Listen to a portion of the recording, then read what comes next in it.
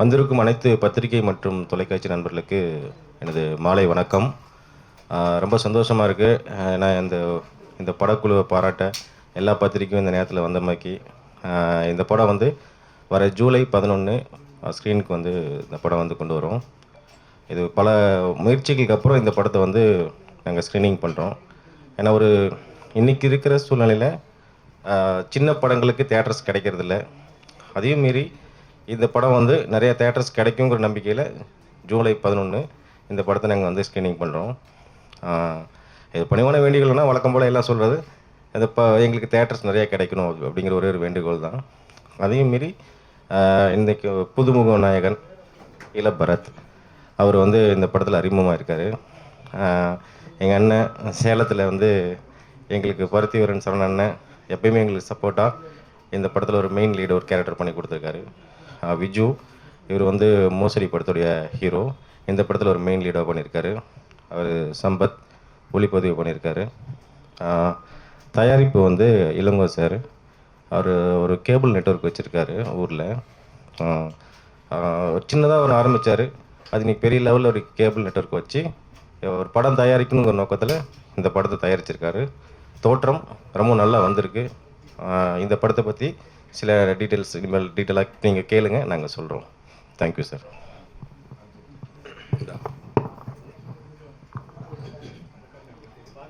தோற்றம் திரைப்படத்தின் தயாரிப்பாளர் பி. இளங்கோவன் அவர்களை அன்புள்ள ஊடகத்தினர் அனைவருக்கும் எனது பணிவான மாலை வணக்கம்.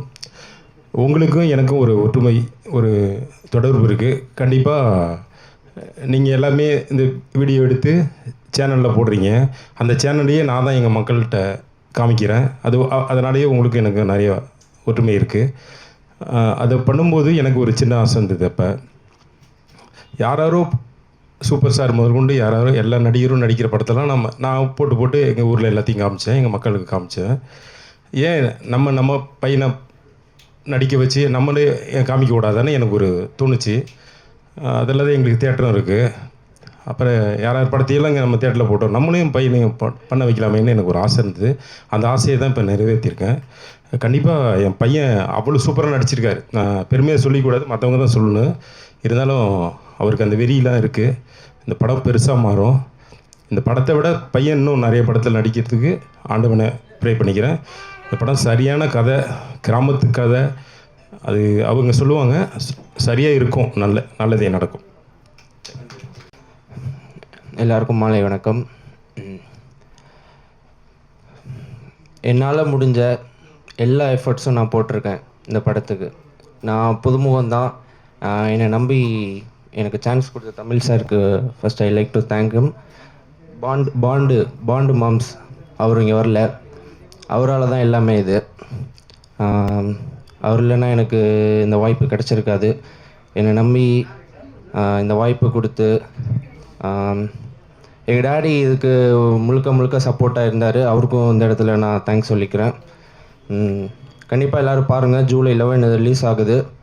அது பெரிய ஸ்கேல் படம் இல்லைனாலும் ஒரு நல்ல கதை தான். கண்டிப்பாக எல்லோரும் இதை பார்க்கலாம். மேலும் நான் மக்களை என்டர்டெயின் பண்ண என்னால் முடிஞ்ச எல்லா ஸ்டெப்ஸையும் எடுக்கிறேன். அதுக்கான இதையும் நான் கொடுக்குறேன். தேங்க்யூ. எல்லாருக்கும் இனிய மாலை வணக்கம். எல்லோரும் நல்லா இருக்கீங்களா? நான் வந்து தமிழுக்கு தான் முதல்ல தேங்க்ஸ் சொல்லணும். ஏன்னா தமிழ் வந்து இது வரைக்கும் 4 படம் 5 படம் டேரக்ட் பண்ணிங்களா, 6வது படம்.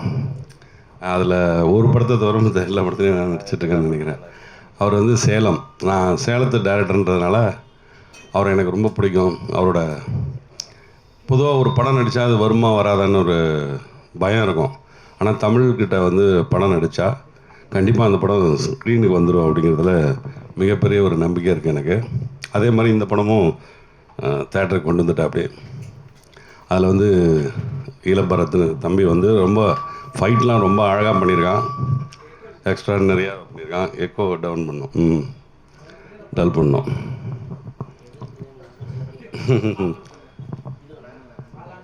ஆமாம்,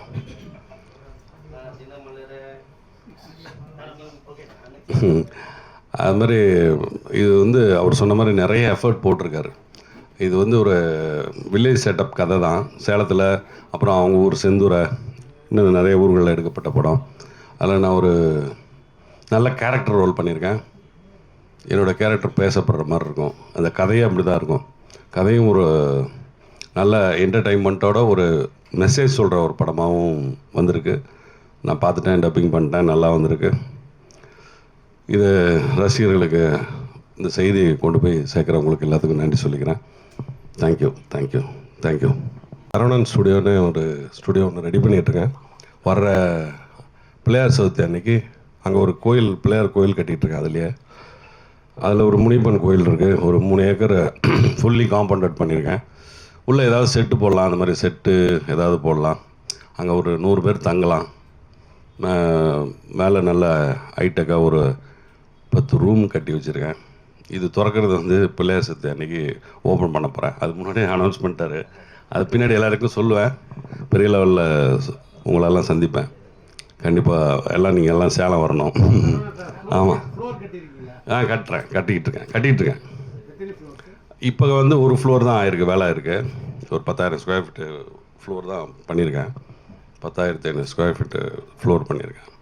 அது நிறைய பேர் படம் எடுக்கிறாங்க, அங்கேயே ரிலீஸ் பண்ணுறாங்க. ஆமாம், அதே மாதிரி நிறைய ஒர்க்கு உங்கள் ஸ்டுடியோவுக்கு இல்லை. இது வந்து நம்ம மெட்ராஸில் எல்லோரும் ஸ்டுடியோவை எடுத்துக்கிட்டு இருக்காங்கல்ல. அப்போ சேலம் வந்து 136 படம் எடுத்த மாடர்ன் தேட்டர்ஸ் இந்த ஊர்.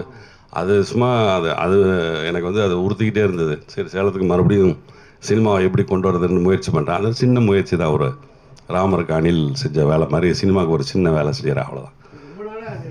ப்ராசஸில் இருக்கேன். 4 இயர்ஸாக பண்ணிகிட்ருக்கேன்.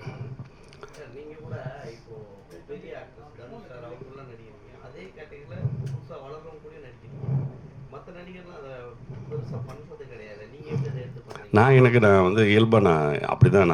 எனக்கு இந்த கதை பிடிச்சிருந்துச்சி. நான் வந்து ஒரு கதை சொன்னேன் அப்படின்னா எனக்காகவே செஞ்சு தான் வந்து எங்கிட்ட கதை சொல்கிறதுக்கு முன்னாடியே பிளான் பண்ணி இது அண்ணா நீங்கள் தான் பண்ணணும் அப்படின்னு சொல்லிவிடுவார். அப்படி சொல்கிறப்போ இது எனக்காகவே பண்ணப்பட்டதுன்றதுனால நான் மறுப்பே சொல்ல முடியாது. தமிழ் வந்து எனக்கு தெரிஞ்சு தமிழ் வந்து ஒரு ரீசனபுளான படம் எடுக்கிற ஆள்.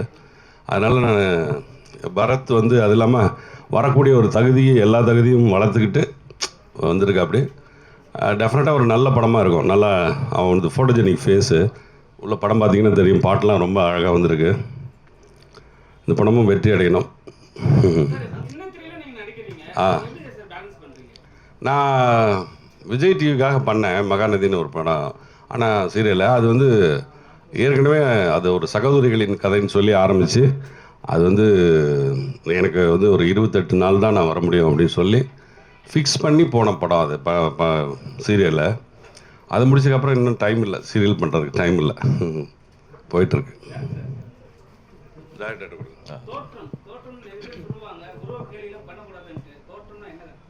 இல்லை, நீங்கள் சொன்ன மாதிரி வந்து ஒரு மனிதனுடைய தோற்றத்தை வச்சு தான் இன்றைக்கி எல்லாருமே கணிக்கிறாங்க. அது தப்பான விஷயம் அப்படிங்கிறத இந்த படத்தில் நான் சொல்லியிருப்பேன். ஒரு மனிதன் அழுக்காக இருக்காங்க அப்படிங்கிறதுக்கோசரம் அவனை நம்ம இன்னைக்கு குறைச்சி எடை போடக்கூடாது. அவனோட அறிவை நம்ம பார்க்கணுங்கிறத நான் வந்து இந்த படத்தில் தெளிவாக சொல்லியிருப்பேன். நான் நீங்கள் சொன்ன மாதிரி வழக்கமாக கத்தி கொடுத்துட்ருப்பாங்க, அது மாதிரி 60 கொடுத்து பார்க்கலாமேன்னு தான்.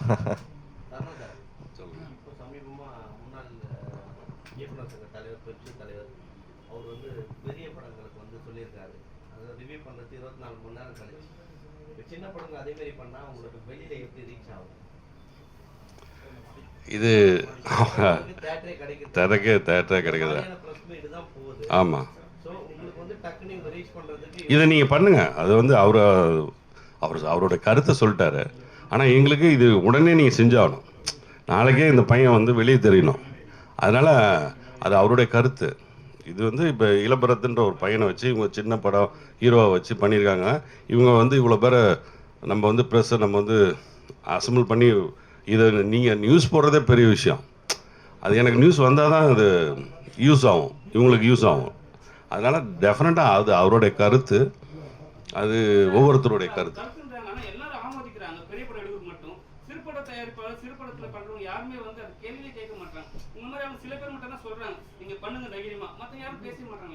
இல்லை, அவங்க வந்து பேசுறதுக்கு முன்னாடியே அது மறைக்கப்படுது நிறைய. இது இப்போ நம்ம போயே சேராது. நான் சொல்கிறேன்னா நான் இங்கேயும் இருக்கேன் அங்கேயும் இருக்கேன். அதனால் நான் சொல்கிறேன். எனக்கு இளபரத்தும் வேணும், தனுஷ் சாரும் வேணும். நான் எல்லா படமும் அப்படி தான்.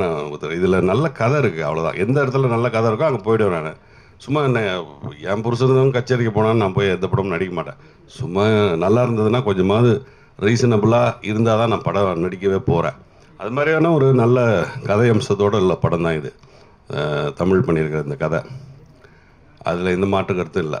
இது வந்து சொன்ன கேள்வி வந்து அது செல்வமணி சாரோட கருத்து. பெரிய படங்களுக்கு வேணாம் அப்படி இருக்கலாம், சின்ன படங்களுக்கு உடனடி தேவை உங்களுடைய இந்த நீங்கள் கொடுக்குற விளம்பரமும் அந்த விமர்சனம் தான். அதனால் டெஃபினட்டாக அதை நீ செய்யாம விட்டாங்க. சிரமம்தான். ஆமாம் ஆமாம் ஆமாம் ஆமாம். அதான் அது வந்து இறை செயல் தான். இது சின்னதாக ஒரு நீங்கள் சொல்லி அது வந்து தேட்டருக்கு 10 பேர் 30 பேர் வந்து அவன் அந்த 30 பேர் வெளியே சொல்லி 300 பேர் வர்றது தான் இங்கே ஒரு மேஜிக் ஒன்று நடக்கும் சினிமாவில். பெரிய படத்துக்கு ஆள் இல்லாமல் ஷோ கேன்சல்லாம். இந்த போன வாரம் வந்த படம்லாம் ஷோ கேன்சல் எனக்கு தெரியும்.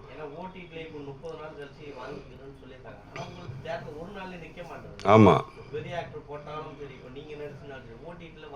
வாங்கவே மாட்டுறாங்க. ஓடிடிலாம் ஒரு எல்லாமே அதெல்லாம் ஓடினா தான் வாங்குறாங்க. ரொம்ப சிரமமான ஒரு சினிமா. இந்த சினிமா தான் 91லேயும் அப்படி தான் இருந்துச்சு. இது அப்போ மட்டும் இல்லை, இப்போ மட்டும் தான் வந்திருக்குலாம் இல்லை, எப்போவுமே அப்படி தான் இருக்குது. நல்ல படங்கள் பெரிய படங்கள் மட்டும்தான் ஓடிட்டுருக்கு. நம்ம வந்து புதிய பாதைன்னு ஒரு படம் பார்த்திபன் சார் எடுத்து வெளியே வரப்போ அவர் புதுமுகம் தான். அவர் அதுக்கு முன்னாடி சினிமாவே பார்த்ததே இல்லை. ஆனால் அந்த படம் வந்து அந்த கதை ரொம்ப அழகாக இருந்தது, மக்களுக்கு பிடிச்சிருந்தது. அதனால் அந்த முகத்தை ஒத்துக்கிட்டாங்க. அது மாதிரி இந்த பையனை இளம்பரத்தை ஒத்துக்கிட்டாங்கன்னா அவன் நாளைக்கு பெரிய ஹீரோ ஆகிடுவான். இந்த கதை அந்த மாதிரி ஒரு கதையாக அமைஞ்சிருச்சு அப்படின்னா பை காட் கிரேஸ் அது நடந்துருச்சுன்னா அது ஆகிடும். அப்படி நடக்கிறப்ப அது இறை செயல். இது சினிமா வந்து சினிமா மட்டும் இல்லை, வாழ்க்கையே எல்லாமே வந்து நம்ம கையில் எதுவும் இல்லை, இறைவனோட செயல் தான். தெய்வமே வாங்க, தெய்வமே குரலை காணாமன்னு பார்த்தேன்.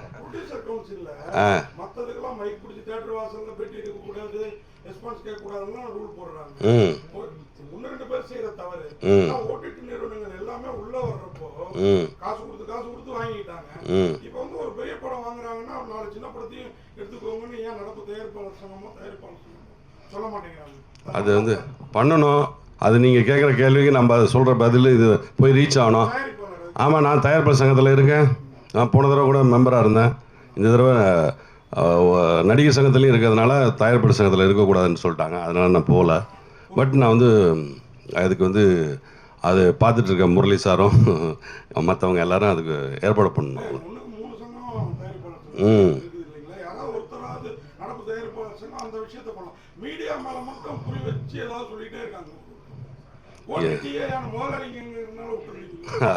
அப்படிலாம் இல்லை, அது முரளி சார் முடிவெடுக்கணும், அந்த கேங் முடிவெடுக்கணும். நிறைய வேலை இருக்குது அதில்.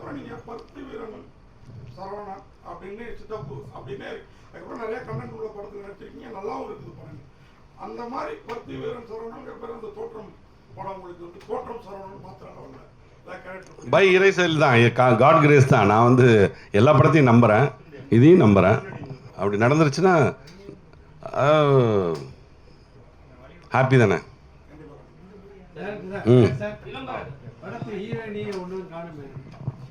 அவங்க படத்தோட ஹீரோயின் வந்து வேற ஒரு படம் விஷயமா வந்து போயிருக்காங்க சார். அவங்க இன்னைக்கு வர வேண்டிய சூழ்நிலை. அந்த ஷூட்டை வந்து முடிச்சு அவங்க நாளைக்கு தான் சென்னைக்கு வராங்க. அவங்க புதுமுக ஹீரோயின் தான், ஆனால் இன்னொரு படம் பண்ணிட்டு இருக்காங்க. இல்லை அப்படி இல்லை சார், பேனரில் வந்து இவங்க 2 பேருக்கு உண்டான ஸ்கோப் தான் ஜாஸ்தி.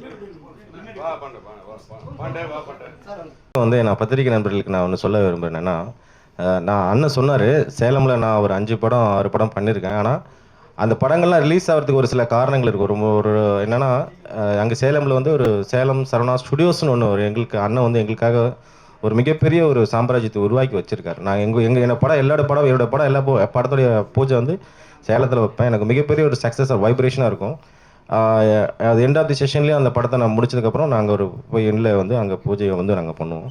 ஸோ இது எதுக்காக நான் இந்த டைமில் சொல்கிறேன்னா, சேலமில் வந்து ஒரு நியூ மாடர்ன் தேட்டர்ஸ் மாதிரி அண்ணன் ஒரு மிகப்பெரிய ஒரு மாடர்ன் தேட்டர்ஸ் உருவாக்கிட்டு இருக்காரு. ஸோ கூடிய விரைவில் எல்லா சினிமா நம்ம ஹைதராபாத்தில் போயிட்டு ராமோஜி ஃபிலிம் சிட்டியில் நம்ம ஷூட்டிங் பண்ணுவோம். ஆனால் சேலமில் அண்ணன் ஒரு மிகப்பெரிய ஒரு சாம்ராஜ்யத்தை உருவாக்கிட்டு இருக்காரு. ஸோ ஃப்யூச்சரில் எல்லா படங்களும் கண்டிப்பாக அங்கே ஷூட்டிங் வந்து நம்ம வருவோம். ஸோ அதில் எந்த ஒரு நம்பிக்கை இல்லை. இந்த இந்த தருணத்தை நான் இந்த விஷயத்தை சொல்ல வருது, ஒரு சந்தோஷமான விஷயம் சேலத்தை உருவாக்கிட்டு இருக்காருன்னு சொல்ல வரேன். ரொம்ப நன்றி அண்ணனுக்கு. இந்த விஷயத்தை இந்த தருணத்தில் நான் நன்றி சொல்கிறேன். நான் கண்டிப்பாக நன்றிண்ணே.